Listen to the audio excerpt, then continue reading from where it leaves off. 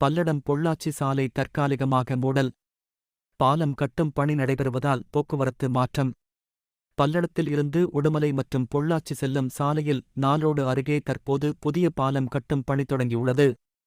இந்த பாலம் குறுகலாக உள்ளதால் போக்குவரத்து நெரிசல் ஏற்பட்டு வந்த நிலையில் பொள்ளாச்சி, உடுமலையிலிருந்து வரும் வாகனங்கள் நாலோடு சந்திப்பில் திரும்ப முடியாமல் நிற்பதால் கடும் போக்குவரத்து நெரிசல் ஏற்படுகிறது. இதுகுறித்து பொதுமக்கள், சமூக ஆர்வலர்கள், நெடுஞ்சாலைத்துறை மற்றும் அரசு நிர்வாகத்திற்கு தொடர்ச்சியாக கோரிக்கை வைக்கப்பட்ட நிலையில் பாலத்தை அகலப்படுத்த திட்டமிடப்பட்டு ரூ.1,40,00,000 மதிப்பீட்டில் புதிய பாலம் கட்ட நெடுஞ்சாலைத்துறை மூலம் அனுமதி பெறப்பட்டு நேற்று முதல் பாலம் கட்டும் பணி தொடங்கப்பட்டுள்ளது.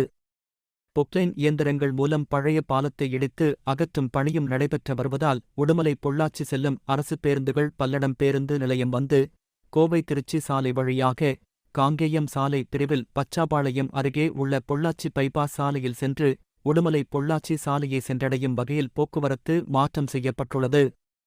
அதேபோல உடுமலை சாலை வழியாக பல்லடத்திற்கு வரும் வாகனங்கள் பொள்ளாச்சி பைபாஸ் சாலையில் வந்து பச்சாபாளையம் பிரிவு அருகே கோவை திருச்சி நெடுஞ்சாலையில் சேர்ந்து பல்லடம் பேருந்து நிலையம் வந்தடையும் வகையில் போக்குவரத்து மாற்றம் செய்யப்பட்டுள்ளது.